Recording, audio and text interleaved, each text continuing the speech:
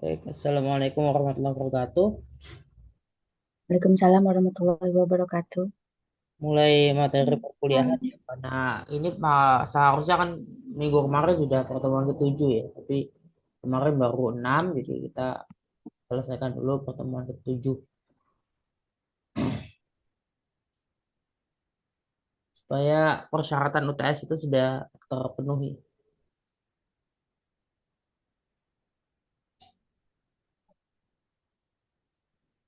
Udah kelihatan belum? Belum ya? Sudah, Pak? Belum kelihatan, udah. Sudah. Ya, ini akal dan pengalaman dalam tradisi Islam ya. Ya. Sejak sejak awal ya sudah ada perdebatan dikotomis ya antara akal dan wahyu itu dalam sejak awal peradaban Islam.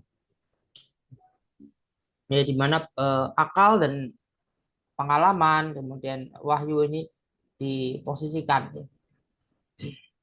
Posisi akal di mana, wahyu di mana, posisi pengalaman manusia di mana. Tajribah ini lebih pada pengalaman-pengalaman yang sebetulnya yang mana yang indrawi ya.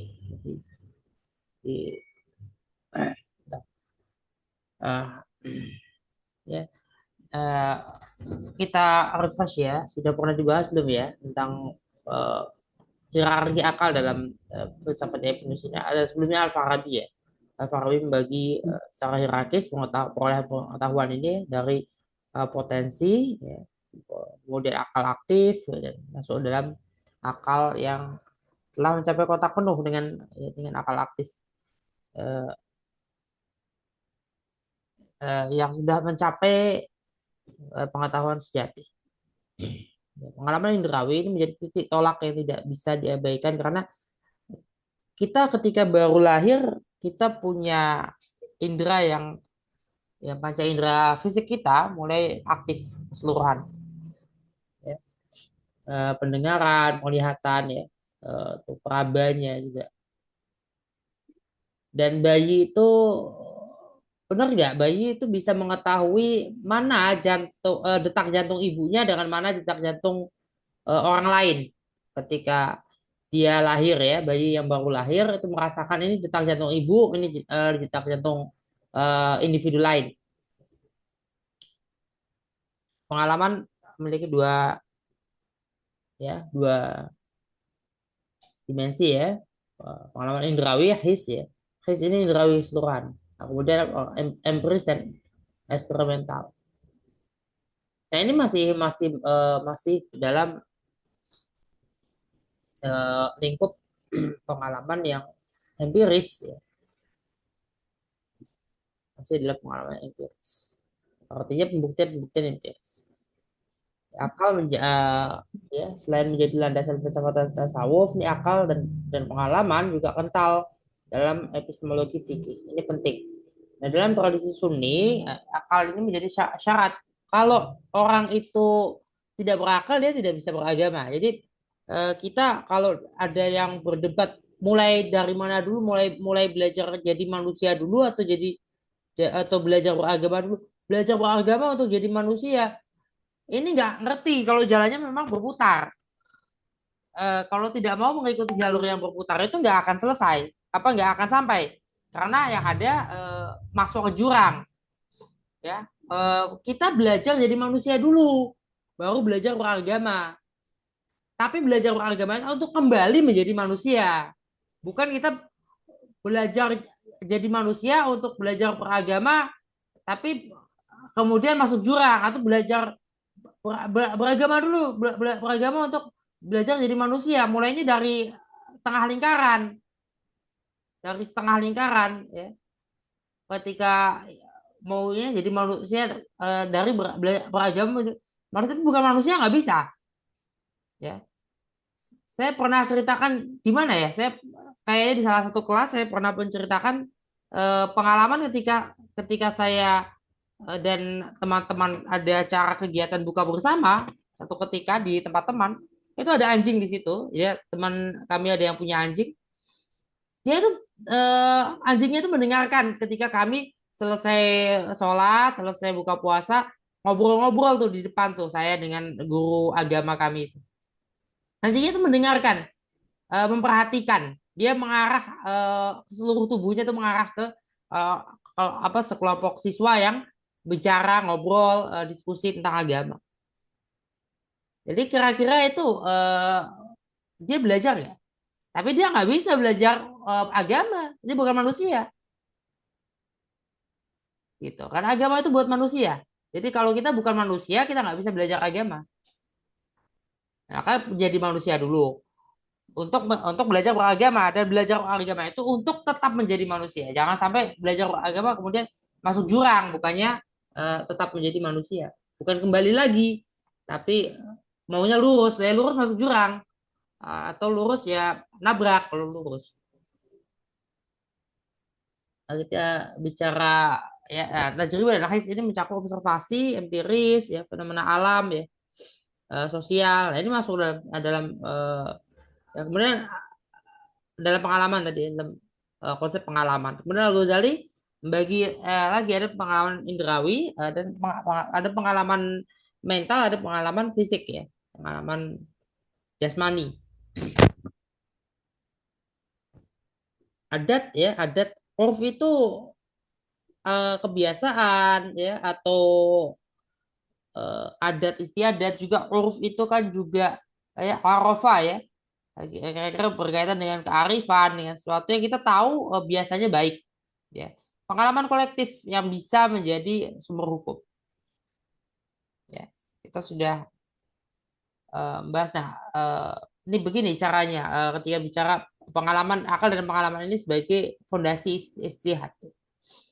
Teks ya, kemudian teks itu kan dikembangkan, pemahaman kita akan teks ya. Kemudian ada kias, analogi. Kias dalam dalam logika berbeda dengan kias dalam ilmu fikih, dalam kajian kajian fikih.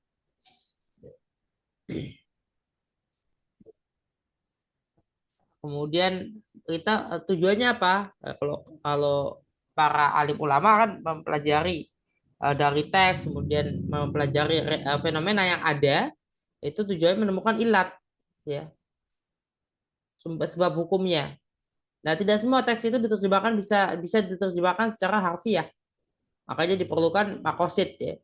Nah, makosid ini kan juga sesuatu yang cukup cukup lama dibahas dan dipelajari.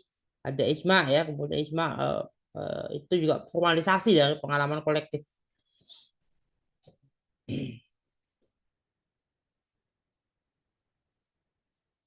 Nah, ini. Nah, kemudian kita kapan sih mulai periode masa dari epistemologi fikih? Yaitu dimulai dari munculnya mazhab-mazhab, bukan 4 saja ya. Ada sejumlah besar mazhab ya. 5 kalau yang bicara yang utamanya terbesar, dari Ja'fari sampai Syafi'i. Tapi ada banyak-banyak juga, ada sejumlah juga mazhab lain ya, termasuk mazhab Ibnu Jarir atau Bari itu Jariri ya, dari Ibnu Jarir yang punya kitab At-Tabari itu, tafsir At-Tabari. Ada preferensi hukum ya. Nah, meninggalkan satu satu kias untuk ya yang lain lagi ya. Kelihatannya berlaku untuk satu kasus, tapi kemudian demi penerapan hukum lain dinilai lebih sesuai ya, maka bisa ditinggalkan atau diubah ya. Istihsan. Nah, ini di bukunya Amin Abdullah, yang salah satunya bukunya Amin Abdullah itu multidisiplin, interdisiplin, dan transdisiplin ini ya. Yang ini teman-teman bisa coba untuk membaca ya, membeli buku Prof. Amin Abdullah. Ini bicara juga beliau tentang sedikit banyak tentang epistemologi fikih. Konsep syariah ada 5 tujuan pokok yang saya kira sudah pernah dipelajari sebelumnya ya. Kira-kira ada urutan ini, saya mengira bahwa urutan ini penting ya, nggak bisa di apa namanya, ada yang berpendapat urutan ini penting sekali sehingga tidak bisa diotak-atik mana dulu nih agama, setelah agama itu jiwa, akal, keturunan baru harta. Jangan tiba-tiba ada harta dulu baru keturunan itu misalnya. Tapi nggak tahu apakah ada pendapat yang berbeda, boleh ditulisnya harta dulu baru keturunan atau gimana. Tapi setahu saya memang begini ya, agama dulu, jiwa, akal, keturunan baru harta. Kalau di otak-atik kan gimana jadinya? Akal dulu sebelum jiwa gimana itu kira-kira? Ya, itu ya. Ada kebiasaan ya, juga sebagai bagian dari bangunan epistemologi fikih. Selama tidak bertentangan dengan nas. Ya.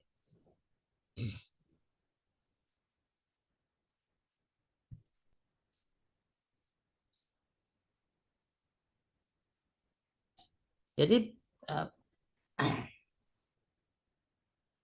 ketika bicaranya fikih, memang ada uh, ya signifikansi dan urgensi dari teks ya di sini. Tapi ketika itu juga ya tapi ketika itu juga kita harus tahu bahwa kita harus menggunakan akal karena kalau nggak menggunakan akal ya akan juga tidak bisa membaca. Nah, tafsir Al-Qur'an dengan penerapan fikih itu kadangkala memang tidak dilakukan dalam satu paket ya. Ada orang menafsirkan ya sebatas menafsirkan dulu, belum masuk ke dalam ranah penerapan atau aplikasinya ke fikih. Fikih itu artinya kan jurisprudence ya, atau juga pemahaman yang karenanya isi fikih adalah teori-teori. Kalau usul fikih itu lebih tinggi dari fikih, kemudian ada qawaid ya, itu juga punya fungsi-fungsi tersendiri dalam kajian pemahaman ya, kajian jurisprudence.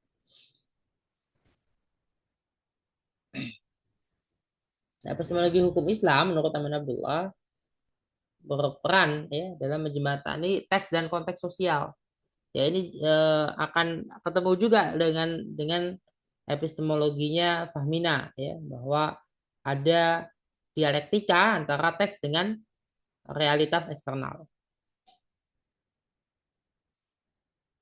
Ya, tantangan modern kan banyak ya. Kesetaraan gender, hak asasi manusia, keuangan, syariah ya, bioetik ya. Bioetik semakin lama kita bakal banyak bicara juga soal bioetik ya. Terkait dengan upaya manusia untuk menambah angka harapan hidup. Karena bagi sebagian orang angka harapan hidup angka harapan hidup itu berkenaan dengan umur berkenaan dengan takdir. Percaya nggak sama takdir? Ini ada loh yang kayak gitu. Ada orang yang tidak percaya dengan hukum dengan ilmu kedokteran modern. Kebetulan di kelas ini ada dokter. Ada manusia yang tidak percaya dengan ilmu kedokteran modern. Landasannya apa? Landasannya Al-Quran, hadis. Tuh. Landasannya dalil-dalil teks tradisi agama. Percaya nggak sama takdir? Kok percaya sama dokter? Kok percaya dengan kedokteran modern? Percaya misalnya bahaya rokok misalnya. Percaya misalnya tentang ya macam-macam lah. Ya. Ya, percaya misalnya dengan apa yang lain lah. Misalnya dengan perobatan apa medikasi-medikasi gitu. Oh percaya harus operasi tumor misalnya atau kok percaya harus harus operasi usus buntu misalnya. Kok percaya dengan obat-obatan kimiawi. Padahal bukan sebatas itu ya. Kalau kita lihat eh, ada ya pengobatan Nabi itu ada ya. Kemudian ada diet ya. Kalau kita lihat Dokter Zaidul Akbar ya, itu memang sejalan. Dia mencari di tafsir. Dia itu tidak mencari di ayat kemudian membaca langsung ya, tapi dia mencari di tafsir. Ya, kemudian dia memberikan diet abasa itu kan diet diet abasa itu kan ayat keberapa deh ayat pertengahan ya dari surat abasa itu yang menunjukkan manusia punya Al-Quran menunjukkan tumbuh-tumbuhan yang diberikan dulu, yang disebut. Dan memang banyak ya makanan dan minuman yang atau hewan yang bisa dimakan di dalam Al-Quran kan lebih sedikit penyebutannya dibanding dibanding tanaman yang bisa dimakan. Coba labu disebut ya, acar disebut nggak? Acar itu kan bukan hanya labu ya, bukan bukan bukan satu ini ya. Acar itu kayak justru acar itu kan beberapa jenis tanaman ya, beberapa jenis eh, apa bahan-bahan yang untuk dijadikan acar ya. Apalagi banyak banyak banyak tanaman-tanaman yang disebut. Buah-buahan, tidak hanya kurma loh buah-buahan. Kurma disebut secara khusus, tapi buah-buahan disebut. Kacang-kacangan disebut tuh. Kacang-kacangan itu disebut. Tapi disebut nggak keseluruhan ikan disebut nggak? Nggak. Itu makanya kalau kita melihat di mazhab Hanafi tidak makan seafood, makanya ikan. Jadi di luar ikan tidak dimakan, kepiting enggak, lobster enggak, ya. Ada apa singa laut ya. Saya juga nggak tahu kenapa bahasa Indonesianya anjing laut itu kan sea lion ya, bahasa Inggrisnya. Gajah laut ya, walrus itu nggak dimakan. Penguin, penguin burung ya. Pak, kalau nggak disebut memang nggak boleh dimakan ya, Pak? Kenapa? Bukan nggak Kalau boleh dimakan. Ya kalau eh, Hanafi kan mengartikannya, menafsirkannya kepiting nggak boleh, apa yang bukan ikan kan? Tapi begini loh maksudnya, sedikit hewan yang disebut. Intinya itu kalau Zaidul Akbar. Sedikit hewan yang bisa dimakan itu disebutkan dalam Al-Quran. Dibanding jumlah penyebutan tanam-tanaman yang bisa dimakan. Jumlah itu berapa kalinya loh ya. Kalau kalau jangan dihitung satuannya, misalnya kambing disebut, domba disebut, apa disebutkan begitu caranya. Tapi berapa kali masing-masing spesies atau ya benda-benda itu disebut gitu. Buah-buahan itu berapa kali buah itu disebut. Nah, ini ada relevansinya ketika kita bicara penggunaan akal dalam penafsiran teks ya. Karena kita harus menggunakan akal ya. Ada ada pertanyaan epistemologis ya. Akal itu seberapa jauh masuk ke dalam teks. Ya. Kemudian seberapa jauh pengalaman kita masuk ke dalam teks. Itu penting dalam menafsirkan. Makanya Fazlur Rahman kan punya teori tentang asbabun nuzul makro, asbabun nuzul mikro. Yang makro yang seperti apa, yang mikro seperti apa. Itu masuk lagi. Nah, perbedaan tafsir bil ma'dzur dan bil ra'i ini juga juga nanti ada dibahas di semester 5 dan 6 ya kalau nggak salah ya. Ada perbedaan epistemologis tentang sumber pengetahuan terkait dengan riwayat ya, dengan ijtihad. Kemudian berhubungan antara tafsir dan fikih itu berhubungan. Ya. Ayat Al-Quran punya muatan hukum atau punya muatan moral. Ya. Kalau dia tidak disebut punya muatan hukum, dia punya muatan moral, ajaran moral. Ya, terkait misalnya korupsi, terkait misalnya genosida, ada nggak larangan genosida secara secara ini? Ada nggak? Ada ya, secara langsung menyebut larangan genosida yang nggak atau disebut Di genosida, Al-Maidah, di disebutnya Al-Maidah Pak, yang pembunuhan. ayat berapa itu? tidak disebut genosida ya, tapi betul tidak disebut genosida. Tapi yang lebih sering bukan larangannya untuk larangan membunuh, larangan mengusir. Ada larangan membunuh, larangan mengusir ada. Akan tetapi yang paling sering dipakai adalah bentuknya cerita, ya bahwa Firaun membunuh, ya Firaun mengusir, ya itu. Sementara larangan itu hanya 1-2 kali atau ya lebih sedikit lah jumlah jumlah di apa penyebutannya.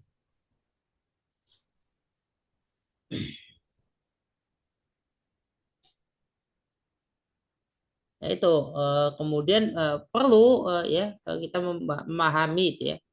Nah, kontekstualisasi teks ya. Fazlur Rahman pernah bahas ini ya. Penerapan epistemologi tajribi dan hermeneutika. Kemudian epistemologi fikih modern ya Profesor Abdul Rauf ya. Ini berkaitan juga ketika bicara tentang ya tentang epistemologi fikih modern ini masuk ke dalam perdebatan mengenai hilal ya.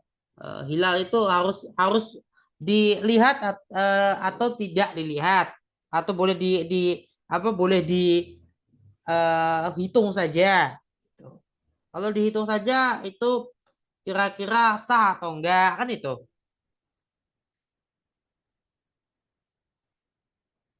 Tapi harus diingat bahwa metode ru'yat juga hari ini berdasarkan pada hisab modern tadi, hisab astronomi modern.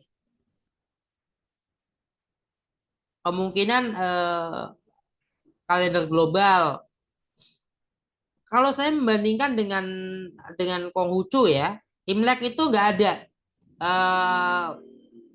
nggak ada perbedaan yang pernah ada. Pertama mereka lebih terpusat, kedua jumlah penganutnya sejatinya jauh lebih sedikit dibanding Islam. Jelas ya. Sekalipun jumlah secara etnis ya masyarakat China ya yang mengidentifikasi suku Han Cina yang menggunakan bahasa Mandarin itu klaimnya adalah atau berdasarkan klaim itu ya demografinya adalah 25% dari jumlah penduduk bumi. Kan berarti lebih banyak dari umat Islam ya. Umat Islam kan 23% penduduk bumi. Berarti harusnya lebih banyak ya. Lebih banyak orang Cina itu ya daripada umat Islam. Harusnya begitu, tapi enggak. Kenyataannya orang Cina yang agamanya Konghucu ya sekalipun orang Cina-nya itu 25% dari jumlah penduduk kan ada juga orang sukuhan berapa banyak yang agamanya Islam ya. Tapi dia sukuhan dia mengidentifikasi dirinya orang Cina yang bahasanya Mandarin bukan yang bahasanya lain-lain ya, bukan yang berbahasa Kanton misalnya bukan orang Xinjiang ya bukan bukan Uighur bukan orang Hui tapi orang Han. Kan jelas di sini menunjukkan ada apa overlapping ya. Sehingga ternyata kalau dihitung jumlahnya berapa banyak sih orang yang menganut agama Konghucu? Sedikit. Wajar kalau kemudian Konghucu perayaan Imlek dan Imlek juga sudah menjadi budaya tradisi ya. Alih-alih menjadi soal persoalan agama. Kan nggak ada ritual juga di situ. Cuman perayaan. Cuman pesta-pesta aja kan hampir nggak ada ritual. Mereka berdoa tapi tidak wajib untuk berdoa di kelenteng pada malam tahun baru itu. Nggak ada kewajiban. Setahu saya nggak ada kewajiban itu. Jadi mereka tidak punya kewajiban ya udah.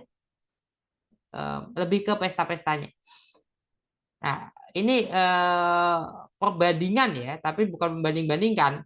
Nah, di sini kemudian umat Islam kan banyak ya. Di dalam masyarakat Muslim ini ada yang berpendapat bahwa itu bagian dari ritual puasa, bagian dari ritual sholat dan haji, sehingga tidak bisa di ru'yat hilal itu tidak bisa diganti dengan hisab. Tapi ada yang berpendapat oh masih bisa diganti dengan hisab, ya. Nah ini tinggal sebetulnya ada politik pengetahuan di sini. Politik pengetahuan itu ada dan itu nyata. Ya. Jadi secara politik pengetahuan ya kita memang harus mengambil salah satu pendapat ya. Dan negara nggak bisa ngambil dua-duanya. negara tidak bisa mengambil dua-duanya, tapi harus harus wajib negara melindungi keseluruhan. Itu akal dan pengalaman dalam Islam tidak pernah ya, menggugurkan wahyu, enggak, tidak pernah menggugurkan teks. Tapi itu penting untuk diakui eh, adanya satu dialektika antara teks dengan realitas eksternal. Gitu ya. Silakan teman-teman untuk menanggapi dan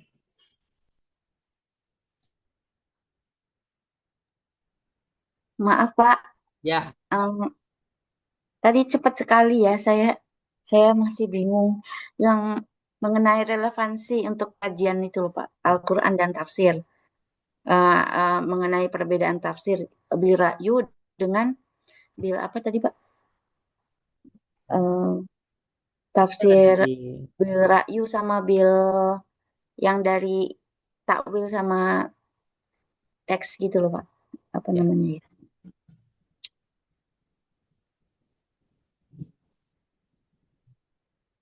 tadi.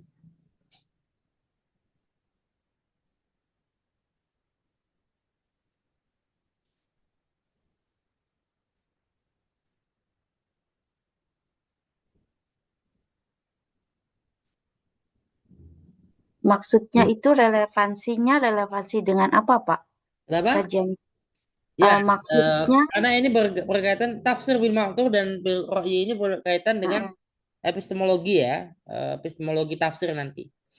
Karena berkaitan dengan tentang sumber pengetahuan mana yang lebih otoritatif. Jadi bicara riwayat ya, riwayat dalam arti pengalaman historis ya, dengan istihad akal mufasir itu. Coba kira-kira kemarin nih waktu hari Minggu ada eh, kajian Ahad subuh ya, kajian subuh ya kan ngaji yang Kiai Fakih itu. Nah, ini Kiai Fakih sempat sempat menjawab tuduhan akal-akalan ya di situ. Tuduhan akal-akalan apa kata Kiai Fakih? Ya yang menuduh akal-akalan itu kan apa bukan akal-akalan. Maksudnya gini loh. Ya kan memang namanya menafsirkan, pakainya apa? akal. Akal.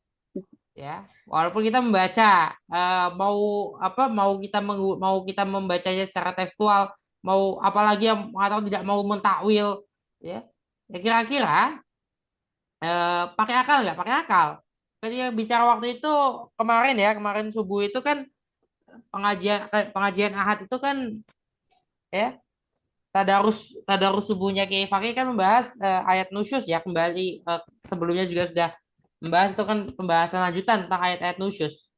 Nah, ayat-ayat nusyus itu kan laki-laki itu. Hitopnya hitop laki-laki. Ini kan jelas. Tapi kan punya keyakinan, kita punya keyakinan bahwa Al-Quran itu tidak bisa, tidak mungkin diturunkan hanya untuk laki-laki. Nah, itu. Sehingga ketika hitopnya laki-laki, hitopnya kan tetap laki-laki, nggak bisa diubah. Yang itu nggak, bagian itu nggak bisa diubah, nggak bisa diubah. Itu Perempuan bagian, itu nggak bisa diubah. Teks itu kan teks. Itu kan teks yang di situ adalah ada kosem, nggak bisa diubah. Maka ketika hitopnya laki-laki, maka hitopnya tetap laki-laki. Tapi hitop laki-laki itu di kembali bisa dipakai untuk perempuan. Kalau Aminah Wadud kan lebih lebih ekstrim ya, bahkan sampai ke waris. Aminah maksudnya Wadud gimana itu, Pak? Hah? Perempuan boleh menusus suami. Kan nusyus itu apa sih? Nusus tuh meninggalkan istri, apa bukan memisahkan istri gitu. Nusyus itu nusyus itu Bangkang. membangkang, Membang, Iya, membangkang terhadap suami. membangkang. bukannya itu hukuman untuk istrinya gitu. Bukan, itu nusyus itu perilakunya istrinya kan, Oh, perilaku istrinya. Oh iya, iya. anggap istri membangkang. Nah, ayat-ayat khusus itu kan bisa Hmm. nggak? Kan laki-laki gimana kalau laki-laki? Tapi kenapa laki-laki ketika laki-laki begitu apa ayatnya? Seolah-olah ayat ini dua ayat yang diarahkan ke laki-laki dengan yang diarahkan ke perempuan itu berpihak kepada laki-laki. Ya, nah, padahal kan tidak begitu. Ini kemudian yang ditafsirkan kembali. Ya, penafsiran kembali itu bukan kemudian disebut apa namanya, kita misalnya merevisi teksnya ya, kan kita nggak merevisi teks. Tapi ada yang mengatakan ini Kiai Fakih dan teman-teman, Prof. Alimatul Kipti apa Prof. Alim siapa tadi kemarin itu. Nah, itu sebagai akal-akalan ya. Teman-teman feminis Muslim ya, Fahmi Namu Badalah ini dianggap sebagai akal-akalan. Ya, yang nyebut akal-akalan kan pakai akal itu. Itu juga akal-akalan.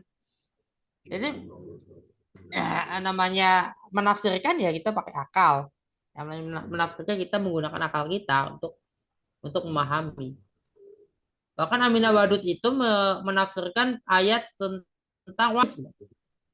Ayat tentang waris yang kemudian dimaknai intinya adalah semangatnya, yaitu adilan, karena pada saat itu nggak adil. Pada saat itu perempuan tuh nggak dapat, anak anak kecil nggak dapat waris, anak yang masih belum dewasa, belum bisa ikut perang itu nggak dapat waris. Kenapa? Dia akan punya nggak apa dia tidak punya atau belum punya kontribusi di dalam suku bangsanya itu, dalam keluarga besarnya itu, dalam baninya itu. Lagi patah-patah. Mang dari mana?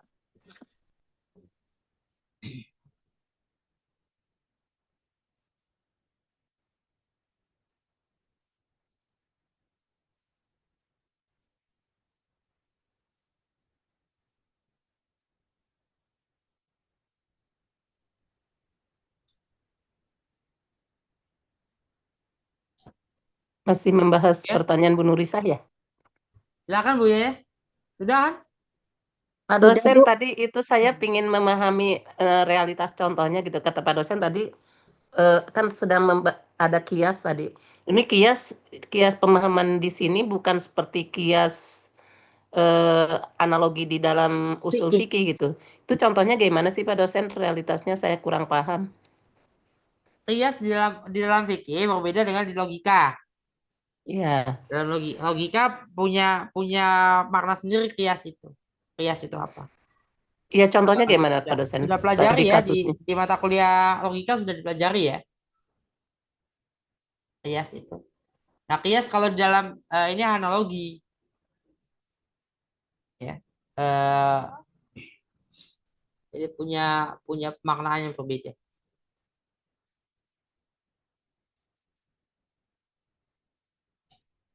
Iya maksud maksud saya gini, Minta maksudnya contohnya. contohnya Ya, ya, gimana ya. sih Pak Bisa, dosen Bu. kan kalau misalnya Ya, kias di fikih kan misalnya Homer dianalogikan apa narkotika apa segala pun yang memabukkan gitu kan disamakan dengan Homer. Nah kalau di dalam analogi itu seperti apa?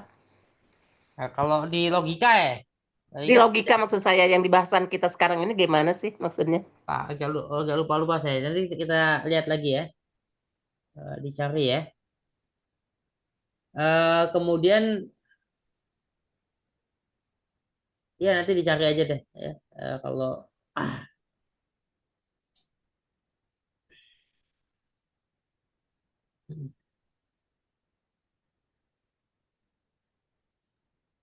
Kan kalau di sini penjelasannya kias adalah operasi akal murni yang ya membandingkan kasus baru atau far'u dengan kasus lama dalam teks kasus lama itu asal misalnya apa? karena Kan ada kesamaan ilat sebab hukum. oke. Berarti kan mirip juga ya. Ya, misalnya gini, ketika kita bicara apa namanya? Bicara tentang ayat Al-Qur'an itu kan ada asbabun nuzul. Asbabun nuzul itu kan ya sebab turun ya, sebab turun dan latar sosio historis di situ. Kalau Fazlur Rahman masukkan latar sosio historis itu sebagian dari asbabun nuzul. Sekalipun ada yang tidak sepakat ya. Karena dia memperluas apa sih asbabun nuzul. Tapi kira-kira asbabun nuzul apa misalnya ayat ya tentang apa yang terkenal. Ayat apa yang terkenal? Yang asbabun nuzulnya terkenal apa misalnya? Biasanya kejadian ya, kayak Oh, atau perintah.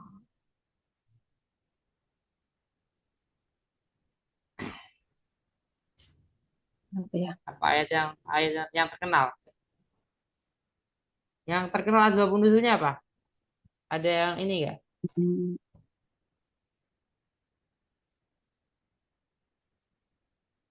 Enggak ada ini, enggak ada yang ingat. Yang terkenal asbabun oh, ya, nuzul misalnya. anak yatim apa sih namanya? Yang tuduhan tuduhan anak-anak tirinya anak asuhnya Abu Bakar terhadap Aisyah yang menuduh Aisyah berzina. Lalu Abu Bakar bilang, saya tidak akan memberimu nafkah Ya, lagi gitu. Lalu turun ayat janganlah. ya, yang itu ya. Misalnya misalnya itu. Tapi kalau kalau di eh, zaman sekarang ada nggak kasus yang kira-kira serupa? Jadi kita tetap harus ngasih sedekah atau apa walaupun orang itu nyebelin gitu kan. Kan sampai sekarang itu sesuai, Pak. Jangan karena Berarti kita benci sama orang itu kita jadi kasus melalaikan kewajiban kasusnya kita. apa? Kasusnya yang kira-kira serupa siapa di sini? Di dalam dalam apa yang terkenal? Harus terkenal, Pak. Nggak sehari-hari aja. Yang terkenal itu ya Abu Bakar itu juga orang terkenal pada masa itu. Iya.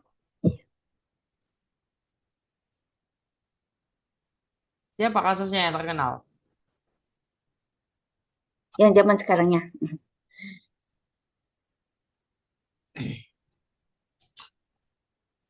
Sejumlah ini ya, sejumlah ayat itu memang terkait dengan misalnya puasa ya. Puasa terkait dengan puasa itu kan malam ya. Malam diperbolehkannya untuk berhubungan suami istri kalau sudah malam, sudah buka puasa. Itu karena Oh, memang pada masa itu sebagian sahabat tidak mau atau apa takut itu untuk berhubungan suami istri di malam hari pada bulan Ramadan, pada puasa, pada bulan puasa. Kemudian karena lagi iktikaf. Hmm. kalau lagi itikaf nggak boleh karena lagi Ya, itikaf di dalam masjid.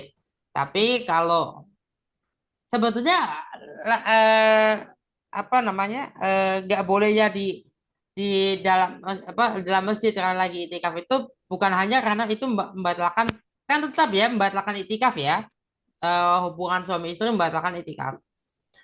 Tapi kemudian pada masa itu harus diingat masjid zaman Rasul kayak gimana sih?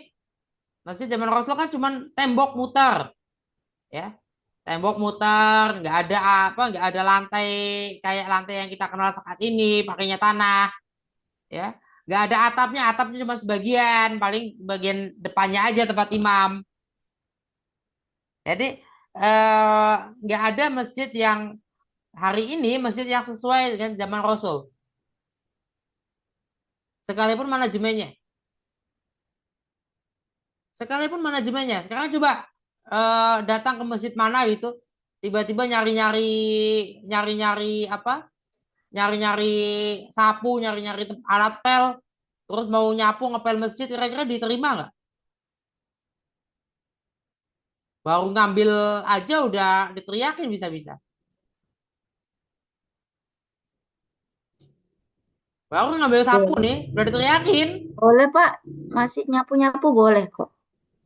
Ya masjid di mana dulu? Kalau masjid-masjid yang ini yang profesional sudah ada pegawainya, sudah ada petugasnya, nggak bisa. Coba aja misalnya di Masjidil Haram misalnya, Oh iyalah. atau di Istiqlal misalnya, Penghasilan.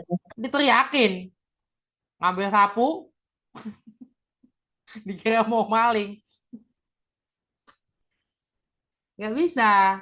Ya mungkin masjid-masjid lingkungan ya, kalau masjid lingkungan mungkin masih bisa, tapi masjid tertentu yang itu pun lingkungan sendiri ya. Eh, itu Kisah Umar tadi, Pak. Ya, yang yang turun surat Al-Baqarah 187 biasanya siapa? yang iya yang tadi Oh, Asbabun yang terkenal. yang tadi tentang oh ya, Umar iya ya. yang Umar bin Khattab. Iya yang itu kan syariat sebelumnya Hmm. nggak apa namanya kalau misalnya udah makan apa jadi Kalau boleh sudah makan makan boleh minum, minum dan berhubungan dari berbuka sampai atau tidur. Jadi kalau udah tidur berarti udah harus berpuasa tuh sampai besoknya lagi gitu. Nah ternyata kan Umar melakukannya dengan istrinya, padahal istrinya udah tidur. Jadi akhirnya nah, ya. turunlah surat Al-Baqarah 187. Kalau saya pernah dengar satu ustadz ada yang mengatakan ini Al-Baqarah 187 ini sampai 2 kali turun. Oh gitu. Disebut 2 kali turun. Belum tahu ada riwayat lain nggak? 2 kali turun, jadi separuhnya dulu. Tapi baru kemudian turun yang selanjutnya. Dan itu, nah ayat itu yang dipakai oleh teman-teman Syiah untuk kalau berpuasa itu sampai selesai benar-benar malam. Artinya sholat maghrib dulu, eh, bahkan kalau bisa eh, dijamak dengan isya. Mereka tidak menjamak terus ya. Jadi maksudnya konsepnya 3 waktu, 5 kali dalam 3 waktu itu adalah udah zuhur nih, udah zuhur kan jam 12 misalnya. Kan asalnya jam 3, tapi dia misalnya jam setengah 2 nih, pas ada waktu luang. Tadi zuhur udah nih, jam setengah 2 nih, masih masih ada waktu apa? Tiba-tiba ada waktu luang, belum asar. Ya sudah, saya mau sholat asar itu. Jadi boleh tanpa menunggu kapan waktu asar. Kalau di Sunni tidak begitu, belum waktunya, sehingga tidak bisa melaksanakan sholat asar. Itu kan mereka ketika maghrib dan isya. Nah, maghrib dan isya kalau hitungan hitungan apa Tehran itu hitungan otoritas di Iran, maghrib dan isya itu sangat lebih dekat. Kalau Saudi kan 90 menit, 90 menit. Kalau jam 7 malam adalah azan maghrib, 90 menit kemudian jam berapa? 8.30 baru kemudian azan isya. Kemudian kalau di Indonesia yang berlaku kira-kira sekitar 70 menitan. Turki lebih lama, kayaknya agak panjang ya. Turki lebih awal soalnya maghribnya. Nah, sedangkan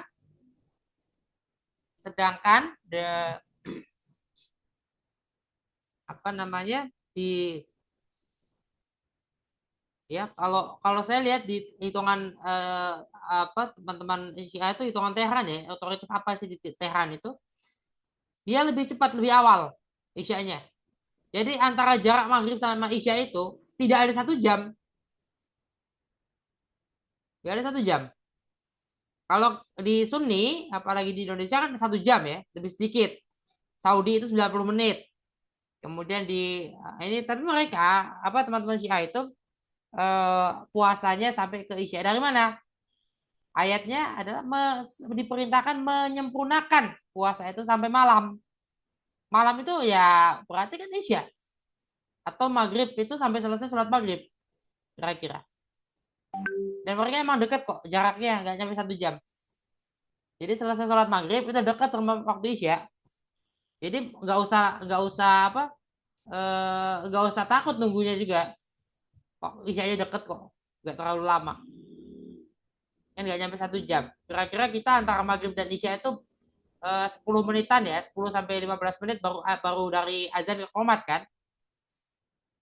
Kalau maghribnya kapan?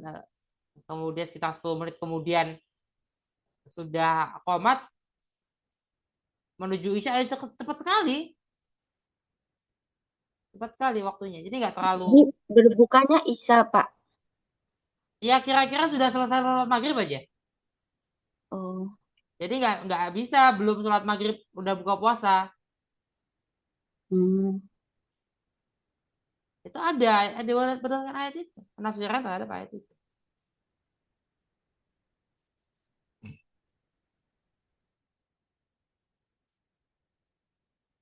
Jadi tafsir itu sangat sangat berkaitan dengan itu ya. Tafsir tentang aurat ya, tentang aurat, tentang hijab, jilbab ya. Tapi memang pada masa itu ya, pada masa zaman Nabi, pada masa abad pertengahan itu kan awal-awal pertengahan ya. Abad pertengahan itu kan dari menjelang kenabian sampai dengan 1500-an ya. Itu abad pertengahan tuh, 1000 tahun di tengah antara 3 milenium ini. 1000 tahun di tengah itu tuh masa-masa medieval. Jadi sebelumnya adalah abad kuno dan kuno akhir. Kuno akhir itu kan antara Isa dan Muhammad. Itu kuno akhir. Late ancient. Late antiquity itu di situ. Sekitar 500-600 tahun. Setelahnya adalah masa 1000 tahun masa pertengahan. Setelah itu masuki 1600-an itu masuk abad awal menjelang modern. Menjelang modern. Jadi abad modern itu sudah dimulai sebetulnya. Karena apa? Ada Descartes, ada Mula Sadra. Itu tokoh-tokoh modern. Pemikirannya pemikiran modern lebih maju. Ya. Kemudian konsep bangsa sudah mulai dikenal. Negara bangsa kemudian lahir 1700-an. Negara bangsa pertama dan seterusnya itu periodisasi sejarah yang pada masa abad pertengahan tadi ya, kira-kira sampai abad pertengahan lah, sampai 1500-an, bahkan mungkin berlanjut sampai awal-awal abad modern, perempuan itu sangat terlihat, baik laki-laki juga ya, tapi umumnya perempuan yang paling dilihat, paling dijadikan simbol. Pakaian perempuan itu menunjukkan nyata kelasnya, strata sosial dia. Dia nggak boleh pakai pakaian tidak sesuai dengan strata sosial. Maka perempuan yang dimaksud itu aja satu perempuan merdeka. Artinya yang tidak merdeka itu nggak sama pakaiannya dengan orang yang merdeka.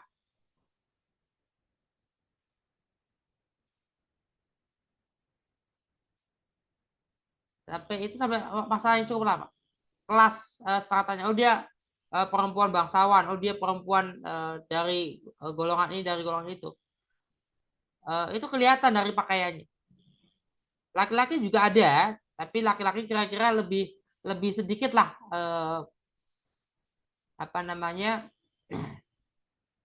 pembagiannya ya. Karena pilihannya juga tidak terlalu banyak. Kira-kira kalau kebuka terus-menerus bagian atasnya itu kira-kira dianggap tidak merdeka. Nah, berbeda ya dengan di wilayah Jawa. Ya, kalau mau bicara pakaian asli orang Jawa, bukan beskap, bukan kebaya. Mohon maaf, nenek moyang kita zaman Majapahit, ya awal-awal turunnya awal-awalnya datangnya Islam ke wilayah Majapahit, ke wilayah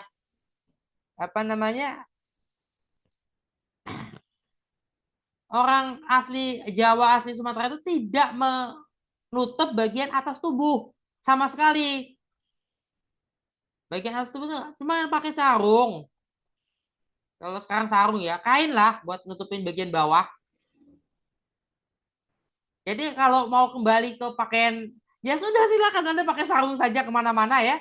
Ke kantor pakai sarung, ke kampus pakai sarung, tanpa menutup bagian atas tubuhnya. Silakan. Kira-kira diusir nggak sama satpam, sama ya, kalau nggak dianggap orang gila. No, berpakaian seperti zaman Majapahit.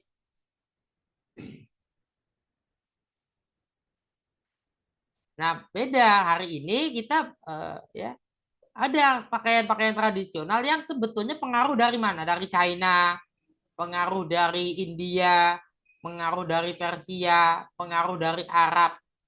Bahkan pakaian tradisional yang pengaruh dari Eropa. Base cup itu ada pengaruh Cina, ada pengaruh Eropa di situ, ada base cup. Listrik padam ya?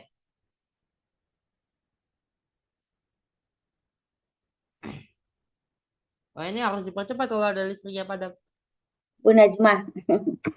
Maaf, Gimana? Ada ini bocah mau tambahan? tidur. Enggak lah, nggak listrik padam Munazma itu. Masih nyala wifi-nya kok. Nyala, nyala, nyala. Oh ya. Lampunya aja yang dimatiin. Lanjut aja, Pak. Ya, silakan.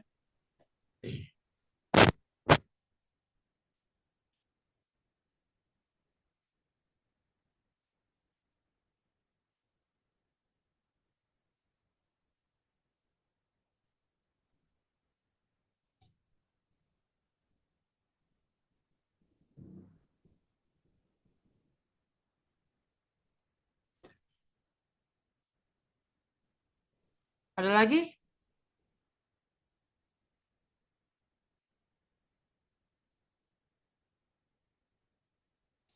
Halo. Bu Yayah masih bingung, Pak. Itu perbandingan kias di dalam fikih dan kias di dalam logika. Eh, Enggak, di mata tadi kuliah. kan ketika Bu Nurisa mencari kisah gitu ya kan, Pak dosen Iya. kan sempat nanya kisah yang setara gitu kan di zaman sekarang gitu, siapa yang terkenal gitu kan tadi kata Oh, Pak dosen gitu. Kemudian saya coba baca-baca kalau silogisme itu atau logika itu kan bila premisnya sama berarti nanti kesimpulannya sama. sama. Maksudnya gimana saya nggak paham tuh. Ya, karena premisnya sama, tapi kadang kan kalau bunyinya kan beda. Secara teksnya kan beda. Tapi sebetulnya ada kesamaan di situ. Itu loh maksudnya kenapa sama-sama disebut qiyas. Ada perbedaan makna, sebetulnya makna qiyas di sini, tapi ada kesamaan-kesamaan tertentu ya, yang kesamaan ini tetap fundamental. Nah, di mana misalnya ya kita sudah sepakat ya, isi teks Al-Qur'an isi teks hadis adalah premis-premis. Karena premis-premis bisa dihukumi ya, benar salah. Bisa premis isinya, bisa dihukumi benar salah.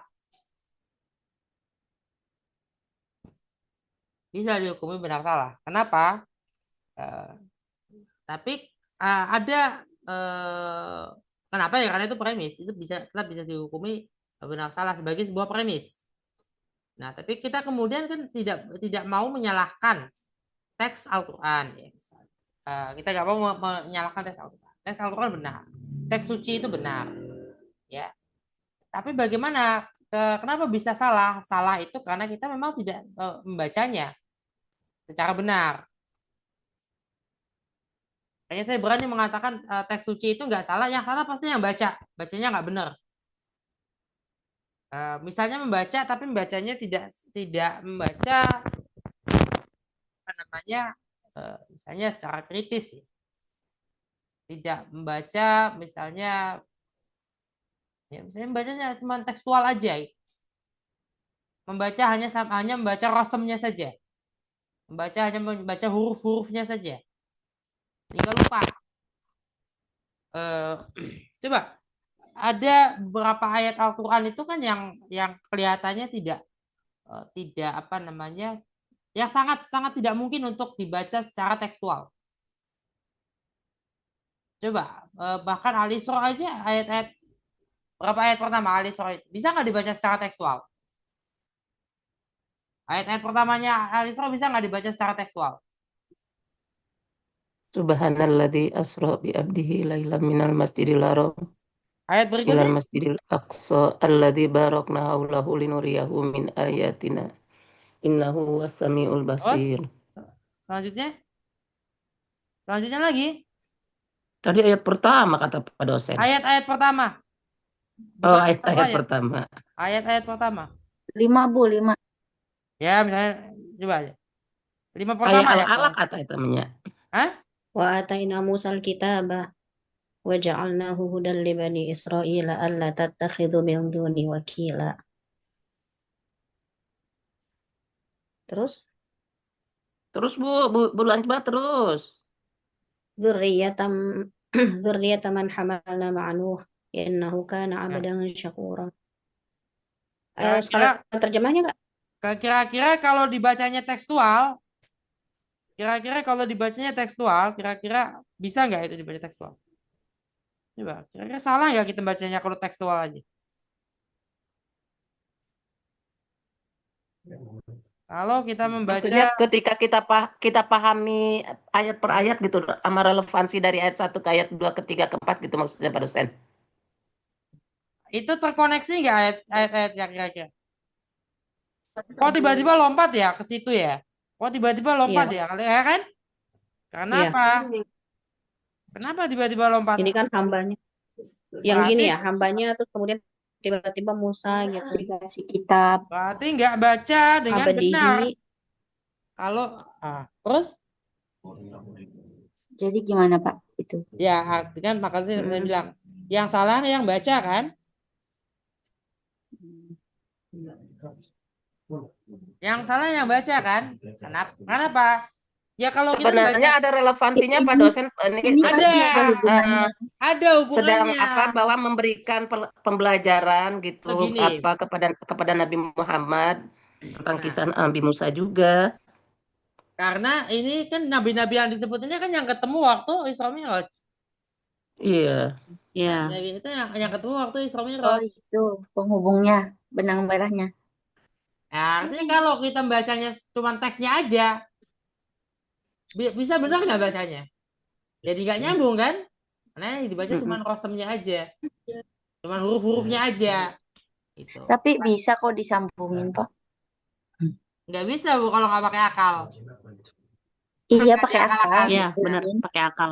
Jangan Pakai jadi akal jangan aja. pakai Dan mata pakai gitu. akal Pak dosen sambil mentafakuri dan mentadaburi. Jadi Membaca asbabun nuzulnya, baca tafsirnya. Ya kan pakai akal juga. Iyalah, pakai akal dong. ini tubuh kita kan menghantarkan Bu Ami belum ngomong dari tadi. Kayaknya lagi dengerin aja. Ya operasi kali Pak. Kenapa? Lagi operasi. Oh nyimak Pak. Oh, nyimak. Sambil menjahit pasien. Emang bisa? Atau lagi ngerjain UTS. Kan lagi UTS Pak dosen. Ya, karena teman-teman kan harus terpenuhi syarat syarat UTS itu kan antara namanya tengah semester kan? Tengah semester kan setengahnya semester. Kalau baru 6 pertemuan belum setengahnya itu. Belum sah ya, Pak. Masa Iya, ujian menjelang rukunnya, UMTS jadi rukun dan menjelang syarat. tengah semester. UMTS jadi ujian menjelang Berarti tengah semester. berarti kurang berapa? Kurang 10% ya Pak dosen ya? Nah, kira-kira ya kurang 10% ya.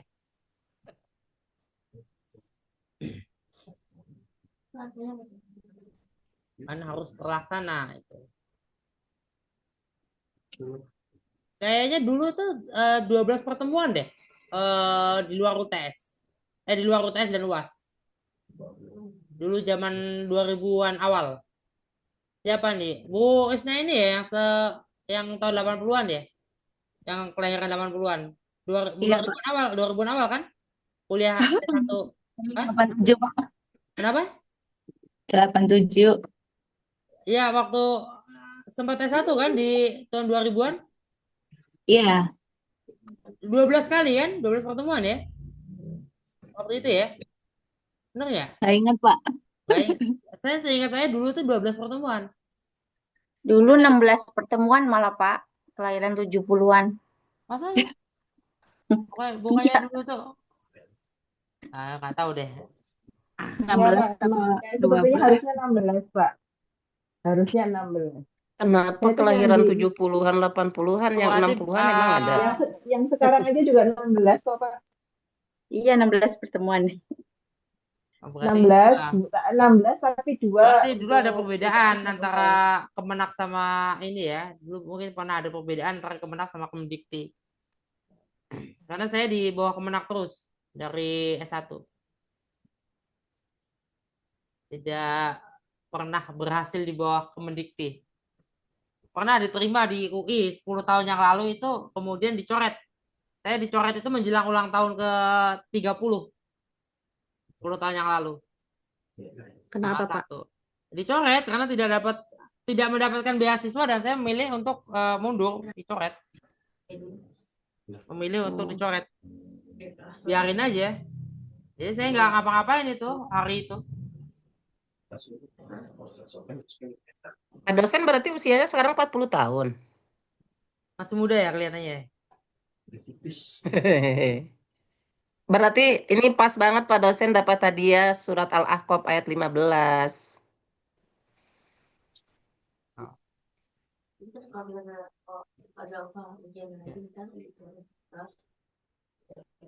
Oke. Masih ada lagi? Pak dosen itu dong dibahas sedikit dong, kayaknya seru tuh tadi kaitannya apa tadi Al-Isra dengan 5 ayat setelahnya. Ya selain bahwa memang karena Nabi Musa itu berjumpa dengan Ya, para Rasulullah nabi dan Nabi Musa pula yang memberikan ide untuk bolak-balik minta diskon sholat, apalagi Ah. tuh keistimewaannya. Ya, barangkali mungkin aja ya, mungkin aja Nabi Musa itu nggak sampai bolak-balik begitu lah Nabi Muhammad dan Ya kan barangkali kalau diceritain nggak para bolak-balik ustadz suka itu, bolak-balik ya. masa sih bolak-balik gitu kan? Nah, itu satu. Barangkali nggak gitu. Ada loh mufasir yang mengatakan enggak sama sekali, tidak, tapi langsung memang 5. Tapi nggak gitu. Kira-kira ya ada maknanya lah ya, ada maknanya. Kenapa dari Masjidil Aqsa? Kenapa ke Masjidil Aqsa dulu? Masjidil Aqsa-nya ada nggak? Masjidil Aqsa bukan Kubah Sohroh ya. Kan pada kenyataannya Rasulullah itu datangnya bukan ke Masjidil Aqsa, tapi ke Kubah Sohroh. Ke Kubah Batu itu, masjid Kubah Batu itu. Di batu itulah sholat kemudian terangkat ke atas. Masjidil Aqsa itu sebetulnya maksudnya Baitul Maqdis ya. Tapi kira-kira disitulah satu-satunya penyebutan bukan Baitul Maqdis. Tidak disebut sebagai Baitul Maqdis. Masyarakat zaman itu juga menyebutnya itu Baitul Maqdis. Itu bukan Masjidil Aqsa. Itu Baitul Maqdis.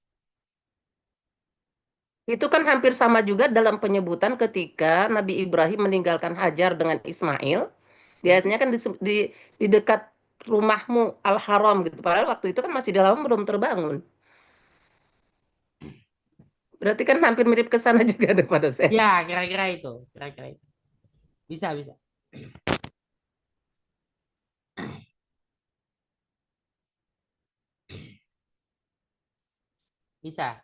Bisa kira-kira ada keterkaitan juga, ada kemiripan. Tapi kira-kira itu satu kali di Al-Quran disebut penyebutannya Masjidil Aqsa, bukan Baitul Maqdis. Itu Baitul Maqdis ya yang didirikan oleh Nabi Sulaiman, diyakini didirikan oleh Nabi Sulaiman.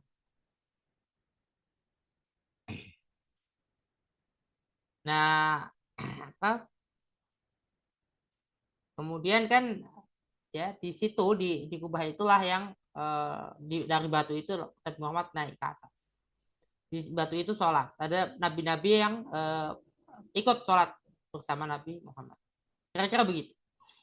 Nah, ini apakah murni perjalanan fisik keseluruhan? Apakah murni perjalanan ruh keseluruhan? Ataukah campuran? Oh, saya lebih mulai berpikir kayaknya campuran deh. Kayaknya oke lah sampai ke Baitul Maqdis dari Baitul Haram dari Masjidil Haram ke Al-Aqsa. Ya, dari Masjidil Haram ke Masjidil Aqsa itu hanya itu pakai tubuhnya. Tubuhnya dibawa ke sana. Tapi dengan naik buruk. ketika ya karena itu naik buruk.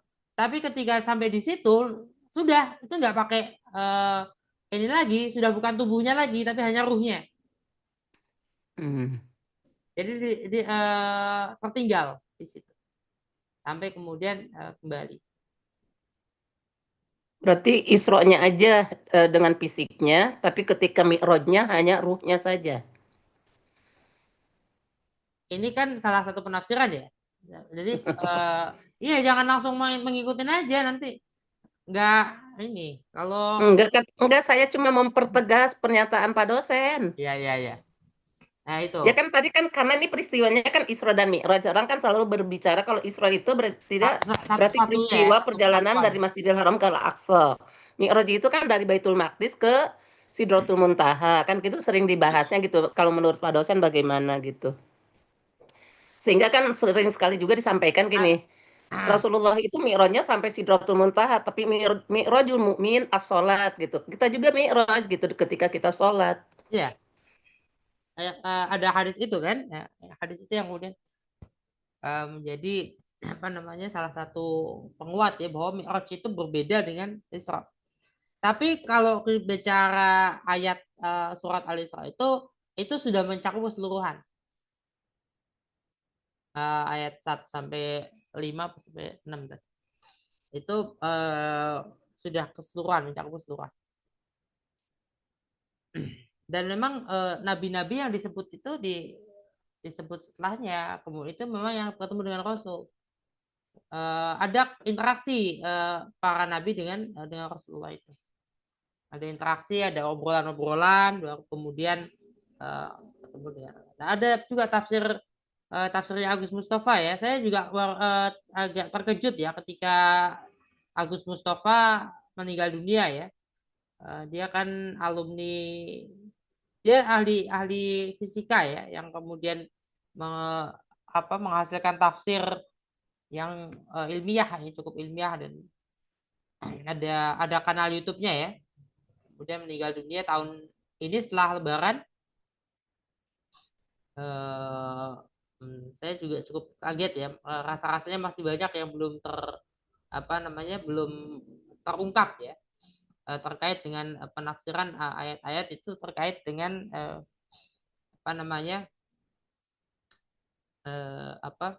terkait dengan fenomena alam dan ya evolusi dan sebagainya. Dan antara lain misalnya menurut Agus Mustafa teori evolusi itu menjadi salah karena kebetulan itu kan nggak mungkin kebetulan alam semesta ini terjadi karena kebetulan nggak mungkin. Kemudian juga ya macam-macam lah yang lain-lain terkait dengan kedudukan planet-planet.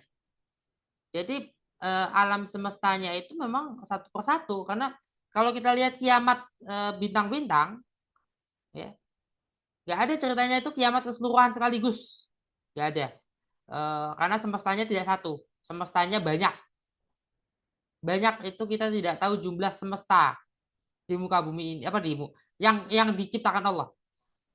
Kita nggak tahu berapa jumlah semesta yang diciptakan Allah. Satu semesta itu jangan-jangan cuma satu bintang, satu sistem bintang, atau satu sistem bintang dan tetangga-tetangganya yang tidak punya kehidupan. Yang tidak punya kehidupan. Kalau yang punya kehidupan tidak dihitung sebagai yang punya kehidupan tidak bisa digabung dengan sesama punya kehidupan misalnya. Sudah tahu ya ada beritanya, ada artikelnya yang menyebut hipotesa ya. Ada hipotesanya ada kemungkinan kehidupan di tata bintang Alpha Centauri. Kita kalau ke sana 4,5 tahun bolak-balik berapa tahun? 9 tahun, 10 tahun, 1 dekade.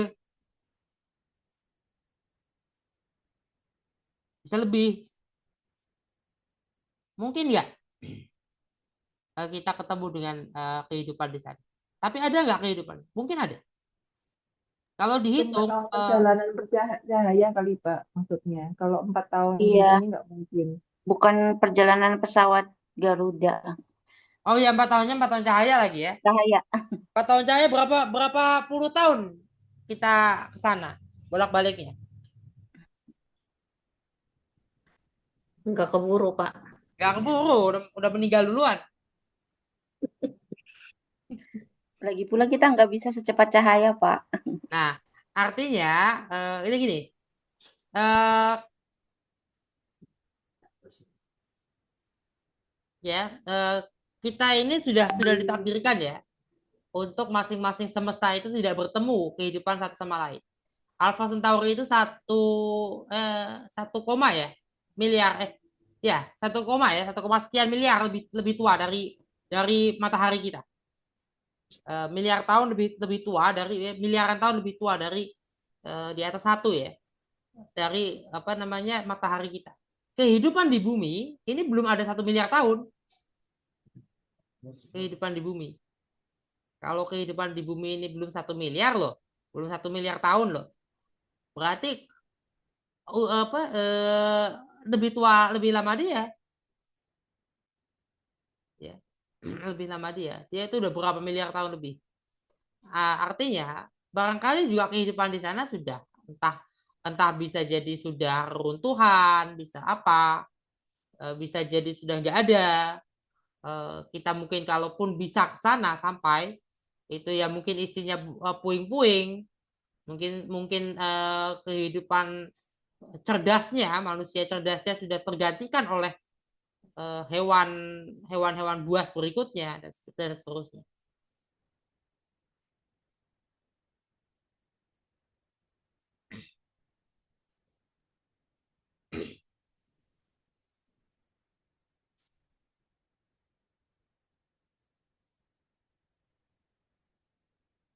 Ya kita sudah ditakdirkan tidak ketemu satu sama lain. Nah karena itu Agus Mustafa ini punya tawaran tafsir yang menurut saya cukup menarik ketika ya menggunakan itu sebagai menggunakan tata surya ini sebagai ini loh bisa dipetakan surga dan nerakanya itu. Kenapa? Karena satu tata surya ini yang akan menjadi bagian. Jadi hadisnya kan jelas. Seluas langit dan bumi itulah surga. Seluas langit dan bumi itulah nerakanya.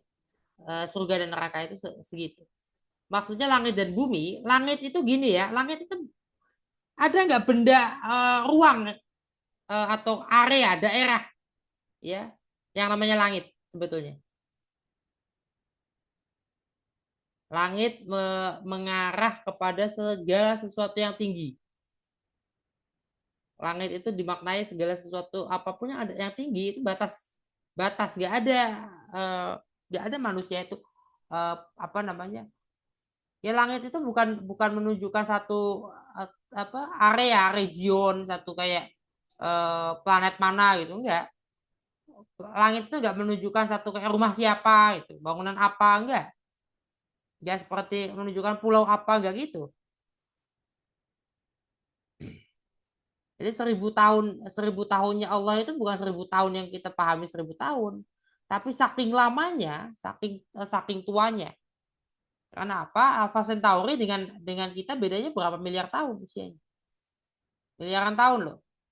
Kalau di sana ada kehidupannya bukan miliaran tahun, bukan bukan lebih miliaran tahun lebih tinggi dari kita, bisa bisa runtuh, bisa ya peradaban itu bisa runtuh dan muncul kembali itu miliaran tahun kok. Sedangkan kita ini belum ada 1 miliar usia kita ini, usia kehidupan ya. Nah itu. Itu pendapat siapa Pak dosen yang Apa? mengatakan bahwa tadi itu apa yang kata ribuan tahun itu menurut Allah itu bukan seperti menurut kita itu maksudnya gimana Pak? Ya waktu itu apa sih? Waktu kan gerak. Kalau ada nggak ada gerak ada waktu nggak? Tapi kan dalam Al-Quran itu kan Allah katakan kan maksudnya Hmm. eh, dalam Al-Fasanati mimma ta'udun itu kan berarti kan Allah ingin menggambarkan bahwa kita itu bisa menghitung waktu 1.000 tahun. Nah, selama itu kurang lebih begitu.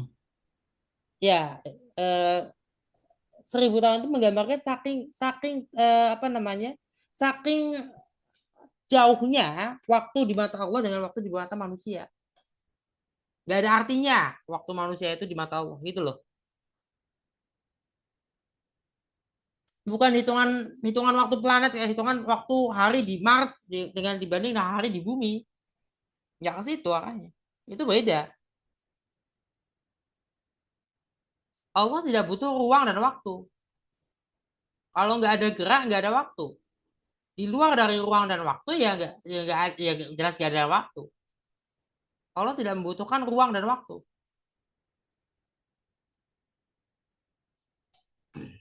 Tapi Allah menunjukkan Allah itu lebih luas ya, tidak butuh ruang, tidak memerlukan ruang sama sekali, tidak juga memerlukan waktu. Waktu kamu, ruang kamu itu kecil banget di hadapan Allah gitu loh.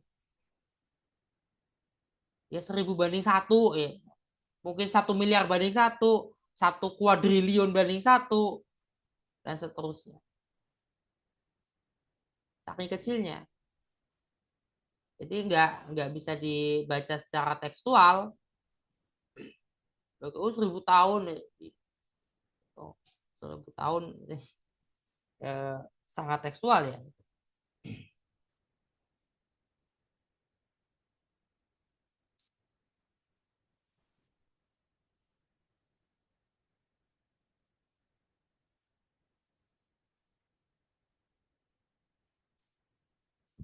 Oke, masih ada lagi ya, sudah jam setengah 10 ya. Sudah setengah 10. Sudah ya, besok minggu depan itu kita mau langsung masuk atau gimana? Oh, nggak ada libur berarti, Pak. Berapa? Saya menawarkan mau langsung masuk atau enggak. Terserah teman-teman. Ya terserah Bapak lah, kan Bapak bosnya. Nanti Terserah mengganggu jumlah kampus, Pak. pertemuan Bagaimana nggak? kebijakan kampusnya? Iya, biasanya kalau UTS kayaknya nggak ada libur deh. Habis sudah nggak libur ya. Iya. Tapi kan UTS. YNTKTS UTS-nya. bukan ya, Pak? Singkatan lagi nih.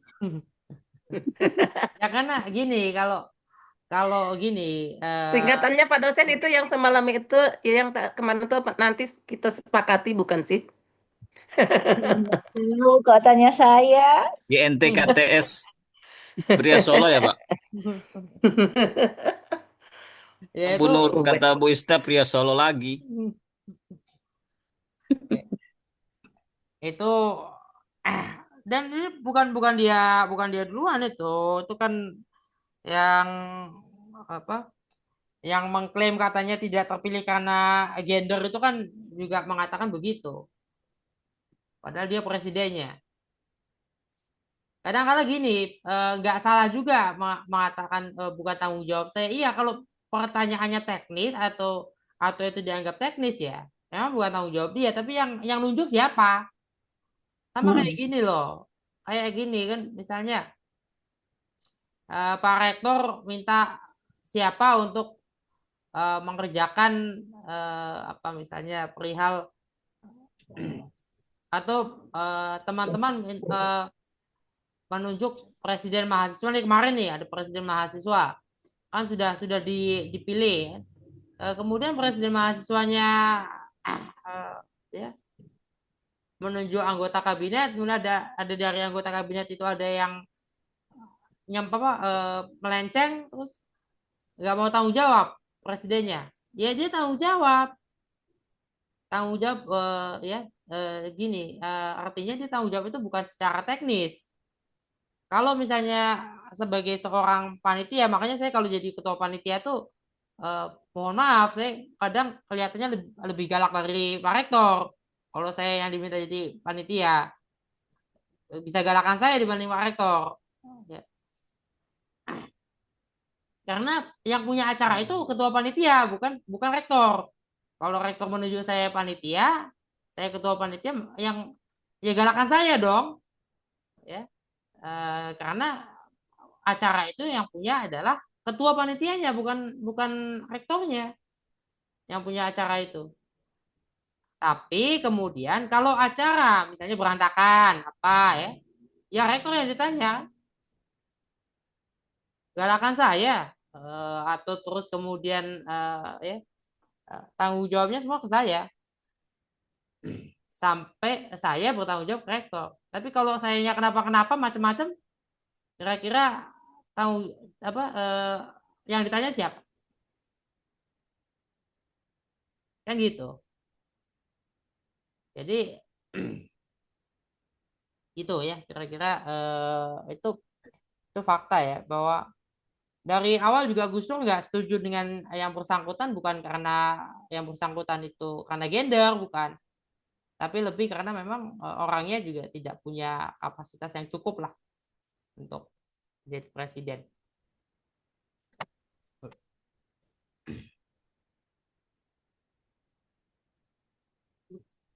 Kira-kira gitu ya kalau memang kita apa namanya kita lihat dari waktu ya. Kemarin kan bukannya nggak tahu yang lain kelas yang lain mata kuliah lain, tapi karena apa kita harus menyelesaikan dulu tadi yang pertemuan ke-7 ini kita sudah selesaikan